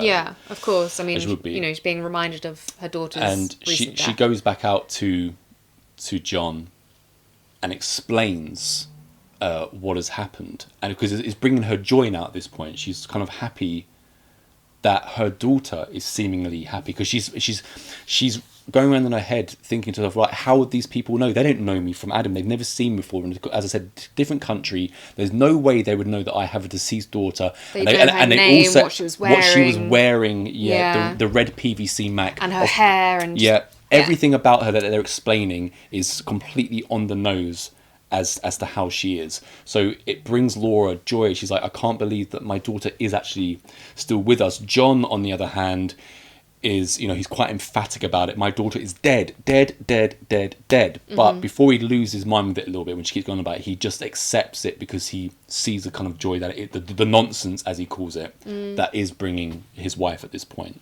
Yeah, I mean, he says as much, that she's completely transformed since finding this out. And that's when we just get into the sex scene not long after that. Yeah, which, like I said, I think is beautiful. Yes, it's, you know, they are very adventurous and, let's say, close to Kama Sutra in this Well, sex. it's been a long time. It's been a long time coming. It's so loving to me. There's, like, I think maybe the sound as well. It's intense, and as I said, the fact that it's interspersed with shots of them getting ready for dinner. It goes on for a while as well. I'm not sure a sex scene like this will ever be shot. And it's not, you know, like I said, it's kind of unerotic almost at the same time as being erotic. But it's not. It's something still uncomfortable about the scene for me. It was just so intimate. There goes the light. It's just so intimate because it does genuinely feel that we're watching, you know, a married couple, a grieving couple as well. Yeah, sort of re-experiencing their affection for each other. As I enjoyed Britt Ekland's bum in The Wicker Man, did you enjoy the naked Donald? Yeah, I love how blasé he is as well when the housekeeper comes in and he's just sat at his desk, completely nude, and he's like, whatever. Yeah, so we kind of get to move on at what John is doing out in Venice. Like I say, he's restoring. I don't think you even mentioned that because you were like, oh yeah, she's happy now, but actually the first thing that happens when she gets back to the table is that she passes out. Yeah, but it's when she then wakes up in the hospital that she is happy. So I've just thought, you know, skip over that, but John is restoring a church, and Bishop Barbarigio, he seems much less into it than John is himself. Barbarigio is almost kind of indifferent to John's enthusiasm for restoring the church. Now, this isn't really much to do with me. I just wanted to know do you think that was a comment on, you know, religious people, a bit like Summerisle, as in he's in a position of power, but is really in it for his own gain and stuff like this. And Barbarigio is kind of, you know, he's a bit pompous, isn't he? He's a bit, you know, dismissive of the whole thing, because John, when they find the small tiles that they're using to restore the place, he's like, I can't believe you found this. And he's like, oh yes, well, the family have been making these tiles for my family for like 2,000 years. And he's kind of just, he doesn't seem that interested in the rebuilding of the church somehow, to me. He's almost perplexed by John, to me. I mean, I feel like I don't know if it was an intentional thing, you know, you have to choose some kind of angle for this guy to be, and to me it makes perfect sense, because obviously, again, you know, I love history. Throughout history, it would be like, you know, the third child or whatever would be sent to the church, because what else are they going to do? And just various things. And obviously the church drew people in because there's a lot of prestige, power, wealth, all of this stuff to be had. It doesn't necessarily mean, in fact, people have proven over the years that most of the people in there aren't really very Christian at all. Still proving it now. You know, they've got completely ulterior motives, so to speak. So I think it doesn't necessarily make a huge... Or is it because he is religious and John clearly is not? Because obviously when Laura first meets him, she kisses the bishop's ring. And John's like, why the hell did you do that? You're not a Christian, you're not religious. Or is it saying, you know, is he just not that interested because he knows that kind of there's no saving this place anyway? Yeah, see, that's the thing. There's just loads of different small, options. tiny little bits in this movie where you can just take a lot from it. It's kind of... A lot of stuff is going wrong for John while he's restoring this church. You know, he's literally almost falling to his death restoring this thing. When we go back to Laura going to visit Heather and Wendy, they say that John also has the gift. Yeah. But he's choosing to ignore it. Don't look now. You know, don't look now. It's almost like John refuses. Well, that's how he, you know, because Laura mentions basically it was so strange when our daughter drowned. John, like, you know, there was no sign to us that this was happening, but John just suddenly got up and ran out and, you know, got her. And that's when they're kind of like, yes, of course, he's got the gift. And this does come back later in the film, and again, on second watch, you're like, I see what's happening here, but it adds to the confusion. The whole time that Laura is believing that Heather can see their child, and they mention that John has the gift, and he's also seeing her, or something along these lines. They're insinuating, but it's almost like he keeps seeing a red as I already mentioned, figure. and they keep seeing a red Mac figure everywhere. But it's almost like if he admits that he is seeing this, it's like intellectual suicide if you admit it, because it's better then just to not look, not listen, and ignore it, store it away, because like I say, intellectual suicide is what it is, because there's no way this can be real in his mind. So you also get the separation of, I don't want to call it cliche, but maybe I'd say more true to life, of the woman being more intuitive to it and more inclined to believe, whereas the man is normally more inclined to shut off, resistant to absolutely to it. And I also say that when Laura goes and sees Heather again, she asks her, it's almost like she asks her, do you do clairvoyance, where I can kind of speak to her? Yeah. And Heather's not into it. She says, "Not really what I do. I kind of like just do what comes naturally." At the same time, she also warns Laura that John is in trouble in Venice. That their daughter has told her. Yeah, and John shouldn't be there, and they need to leave Venice.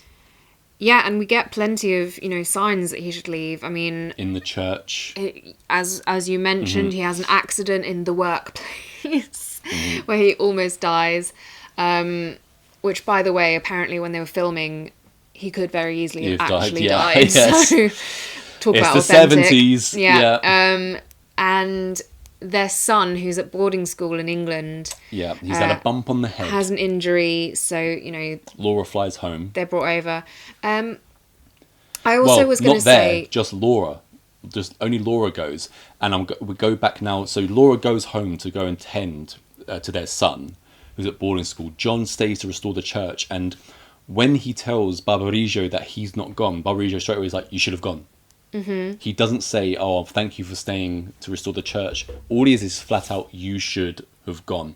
It's almost like there's this secret society in Venice which isn't letting John in. He's there. He's the most rational man, right? And he's not in an irrational place, as in physical place, but he's in a place that is never going to fully let him in. He's not going to understand the intricacies of where he is completely, kind of thing, Yeah. I was also going to say, again, going back, not only is the cinematography great and the acting and all of this, but cinematography is just unreal, and you mentioned about the setting of Venice being kind of perfect in this situation, because obviously he's being haunted by the death of his child who drowned. So being surrounded by water, obviously you've got so many opportunities to show that kind of thing. But the other thing as well that they do really well in this is they've got so many situations, for example, when the two of them are going out for dinner or whatever, or after she's been to visit the two ladies in their hotel, so many situations where they're separated from each other, or they're lost, or both. And you get this seriously like claustrophobic, maze-like feeling, and almost like Venice itself is hiding things and leading you to places or away from things. There's just so many layers in this film. When Laura does go home and flies back to England, on the same day that she's supposed to fly and leave Venice, John is on a boat and he sees a vision of Heather, Wendy, did I say her name was Heather and Wendy? And Laura, his wife, on the front of this funeral gondola, almost not a gondola. There's almost basically a funeral barge. That's it, a funeral barge, and they're all standing on the front of it, just looking straight ahead and going past. He sees them. Even when he calls out to her, she tries doesn't to react. call out to Laura, and at this point, like just after halfway, he now goes to a detective in Venice, and it kind of turns now into like a noir giallo kind of film. Yeah. Apparently as well, I really enjoyed it. Again, this kind of like the Wicker Man, you're like, wait, what's going on? There's a lot of things I feel like they're trying to throw you off, and it is confusing, so I'm not surprised I still don't fully get everything. But so for example, obviously John at this point thinks that the two old ladies are a kind of devious pair, and they've misled his wife or something, and maybe she's been kidnapped or whatever. Yes, he informs this to the detective, doesn't he? He does, and has the police artist sketch out a likeness of them and all of this.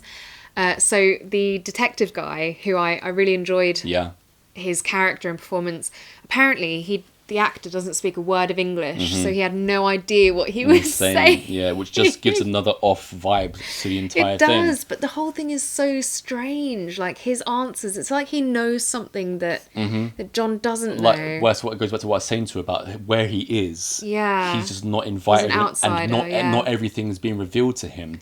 Now, when he goes and tells the detective that, I believe my wife, she should have flown from Venice back to England, but I've just seen her, but I can't find her. And she's hanging around with these two ladies. He essentially has Heather arrested. Heather gets locked up because she gets kind of... Well, they both do, but... The other one goes to the consulate to complain, essentially.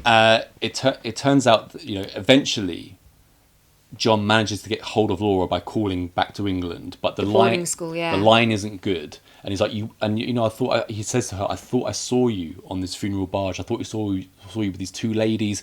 And when he finds out that she's absolutely fine, he then takes himself to the police station to essentially free Heather, the blind lady who's been saying all these things. And I just want to mention, while we've been seeing Heather in these scenes, even when she's happy and she's describing to Laura what her daughter is like, it's still very eerie. It's very eerie the way that she does everything. So when she's finally released from the police station and John decides to escort her back home, he goes up to their room and they invite him for a drink and all this. And he kind of refuses the drink. Laura's about to get back to Venice. And he leaves their apartment. As he leaves, Heather starts to completely... She has a fit, freak out, and says, you have to bring him back, because she's kind of realised that she's been having... that the visions aren't all that they've been revealing to her, essentially. Yeah, I also want to mention, again, as, there are so many layers in this film, and it is a bit confusing. The onion. Yeah, and one of the things, other than the fact that the first time I watched it, I wasn't fully aware of the whole serial killer subplot, it's clear that these two ladies are being painted, they are a red herring, and there's one scene still, but not overly done though. It's still a subtle, but you kind of do believe that maybe they are nothing in this movie malicious is hitting something. You over the head. But there's one scene that confuses me, which is we get just like a random, I believe, cutaway scene of the two of them holding a picture and like cackling. Do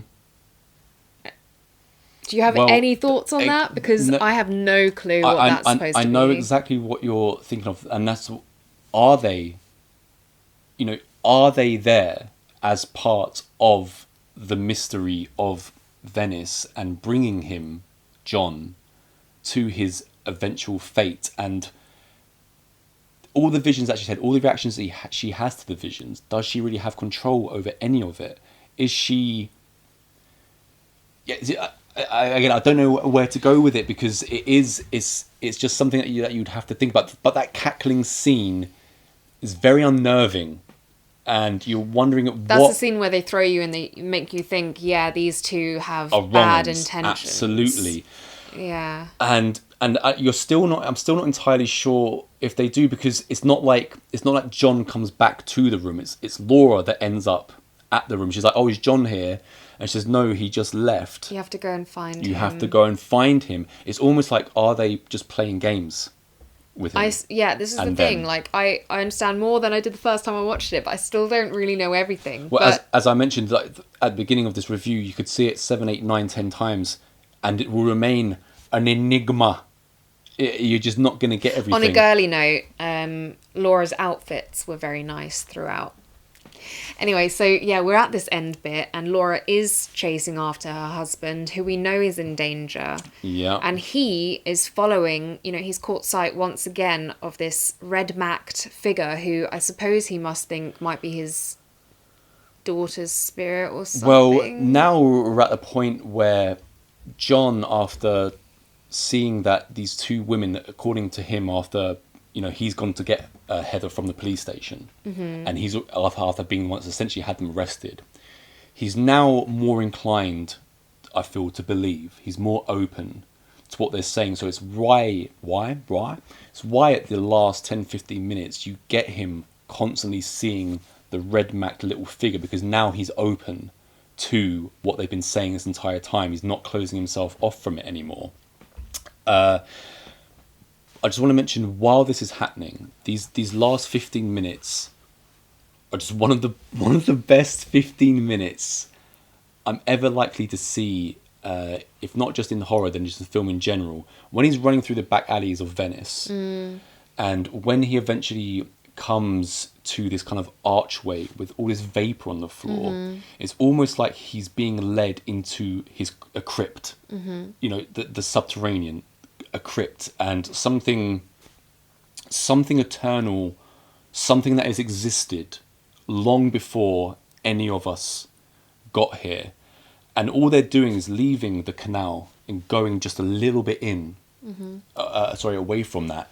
And it's just that the whole, they're doing like the ton of Dutch angles, the vapor, the archways, the stonework, all of it is extremely unnerving. And when he eventually, after running after this small figure in the red coat, when he finally gets to that room and that figure is facing the wall away from him, and he clearly now is in total belief that this is my daughter, he's telling her everything's okay, just come to me. And when that thing turns around, like my hair is literally just, look, I've got goose pimples.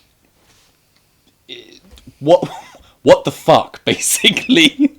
It freaks me the hell out. I've never seen an ending like this. The Blair Witch tried to do it somewhat, and it does work well. How confused I was the first time we saw this. I was like, wait, this whole thing was just like a serial killer story? But and this dwarf, well, it's not really. This dwarf turns around and shanks him in the neck.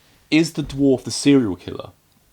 Yeah, that's what I think. But is it, again, because it's such a, that is a, what is this thing running around, and is it an eternal thing that I just said? It's something that is existing just beyond, the restaurants, the cafes, the canals, the gondolas, and if you just scratch the surface, there's this darkness that exists almost subterraneanly, where he's walking into this crypt. The bit where he's walking into what I'm calling the crypt is incredibly special, I think. And considering the end of Heathen has, it's not similar ending, but where he's walking and where he's going to is a place which has existed for a long time, and every kind of thing that they have in the shots of Donald Sutherland walking towards the dwarf is just something that completely influences Heathen as well. It's just, well, they definitely get that like sinister feeling without you really knowing why. And yeah, it has. What were your thoughts the first time you saw the dwarf turn around, considering, and compared to the second time you saw the dwarf? Well, because that was one of the most memorable things for me. How could you forget it? Was that complete twist shock ending for me watching the first time? Because I did think the first time we watched it that little figure in red was something supernatural kind of thing, if you want to say that, and that it possibly was something to do with his deceased daughter. Or was it just a little freak that lives in Venice going around killing people? Again, there are just...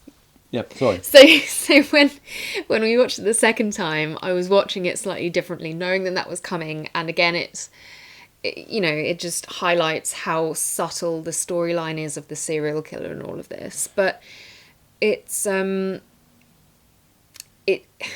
But so if you're believing that the dwarf is a serial killer, how is this little dwarf going around? Is it then a supernatural dwarf? Or is it just a maniacal evil dwarf that is human? Well, it's also difficult to know because you only really see... We're told it's a serial killer, but we only see the one body. And are any of the visions that Heather has had all throughout her life, and then now up to and including John and Laura's daughter, legit? Because they've got it completely wrong. Have they? Well, yeah, because it's not their daughter at all that they've been seeing this entire time, I don't feel like. I feel like they've been seeing this thing. masquerading almost as, and it's been haunting them the entire time. No, I completely disagree. I think they have been. I'm not saying it's what I believe. I'm just putting that out there. No, she has been seeing the daughter, and the daughter kept warning. Like, the daughter knew that this death was going to occur. But it's more about the way that they are conveying the messaging. Have they done it in a way? Because, you go back to the cackling bit. That's what's left the confusion in there for me, is the cackling. You can't ignore the cackling. It's not just been put in there for no reason, and it's just something that can't be ignored. That's what makes this movie so great, by the way, is that, again, you can just keep talking and talking. This isn't, you can eat popcorn to it, but it's not a popcorn flick. It's something that stays with you afterwards. It's a thinker. And it's not, apart from the ending, it's not a movie about scenes, really. It's more about the feelings that you get from it, and the feelings that it's conveying. Think about how bleak this film is. You're dealing with themes of loss, grief, murder, psychic visions, blindness, dwarfism. There's also like small bits of like a wry humour because, as I mentioned, for example, the police drawings of the two ladies, when Laura goes and like sees them, she's like, oh, well, it doesn't really look like them at all. And again, the policeman is like, oh, it doesn't matter. And you're left thinking like, surely it would matter. And again, like a small thing in the hotel that John and Laura are staying at, there's a little bit when they go out for one of their dinners, and the proprietor of the hotel is like, oh, I trust you are having dinner here tonight. And they're like, no, we're going out. And he just tells like his chef, he's like, you can take the night off, we're closing. Because it's like, that's the only people there. I'm at the end of the season, please, I'm going to get one more meal out of you. This is a film, it becomes more ambiguous as it goes on as well, and there's more that just isn't explained. So the ambiguity of the film is just something that, again, is right up my street. And I always mention it, more films, you need to have people taking more chances when they're, especially when you're doing horror. You have absolutely no reason to be conventional all the time when you're doing horror. You don't need everything tied up into a neat little package every single time. And it's movies like this that how it makes you feel. That prove it. And this movie is so more affecting than anything modern day. Let's just take like swear then, Midsummer again, and I mention it again. I'm going to call it why my title talk to the hand. We also get American, English, Italian in this in terms of accents, nationalities. That's something as well that I've taken into Heathen. The cast that we have in Heathen so far, we've got English, Scandinavian, Eastern European, Italian as well, Swedish, German, and it's all purposeful to make the lead or the main character, one of the main characters, the guy that gets led to this other place. Exactly, he doesn't feel a belonging because this isn't a natural environment, and this is something that was more apparent to me this time that I watched it, because there are so many other things that get into your head for this movie rather than just this person's from here, there, and everywhere. And it just completely works. This is, I don't like to give like numbers, but this, if you're ever going to give a 10 out of 10, this is a 10 out of 10 horror film. And there needs to be more like this. Absolutely needs to be more like this. I just can't get enough of it. I couldn't praise this movie highly enough. It came out, I believe, the same year as The Exorcist, so it's almost like done away with, because The Exorcist was It's more of a slow thinker than, The Exorcist is just outright there are just shocking moments, whereas it's this still a smart movie, incredibly smart movie, The Exorcist. But Don't Look Now is a lot more low key, if you want to say that. But I feel like there's equally as good though. There's just so much you can discuss with this one and try and figure out, and clearly I find that we both really enjoy that. Yeah, as I mentioned previously, pretty much every week this would be up against most films, and I'd be giving it number one. I'm thinking of films like Psycho, for instance. If it was up against that, I'd probably be giving this number one. If it was up against you know, would I be given Halloween #1 over this? Would I be given The Thing #1 over this? Would I be given Scream #1 over this? I just don't know. It's not something that I've really thought about, but this is in contention, certainly for me. As if someone told me this was their favourite horror movie of all time, I wouldn't be arguing with it, basically. You know, I'll just accept it. I'll be like, yeah. It is slightly a taste matter, because I'd say, again, this is more of a, like, highbrow horror, because it's not as like it's horrific. An adult movie. There's no gore. No. It's unsettling. It's completely unsettling. And what you say about what you just mentioned about kind of the way people feel about it, there's kind of like no middle ground. I would say that what I've noticed out of the people that have watched it, whether through reviews or people that know real life, 70% of people, you know, are loving it and appreciating it, and 30% of people hate it. There's no like, oh, I thought it was okay. So either you love this movie or you hate this movie. I don't understand why anyone could hate this movie. I feel like maybe they're just not possibly understanding all the little nuances of it. But every single, again, a bit like RoboCop, almost every single facet of this movie is perfection. Just for like popcorn. Entertainment. It's not a popcorn flick. It's not something you sit down and just, like the way I watched Psycho the first time, when you're not really listening, and yeah, you have to pay attention to this. Exactly. I can see it in that sense. But it's also a movie that clearly you have to see more than once.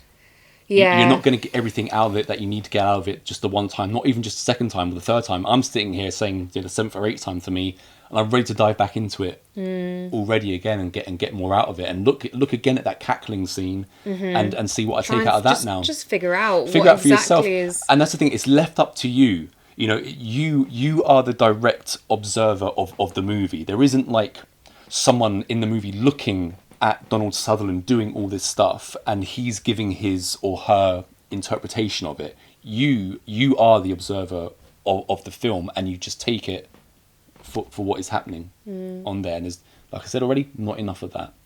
So I couldn't recommend this film highly enough. You'll just have to put in the time to really get everything out of it. Going with the right mindset as well. Going with the right mindset. Watch it at night time, you know, midnight, curtains closed, by yourself or with a loved one.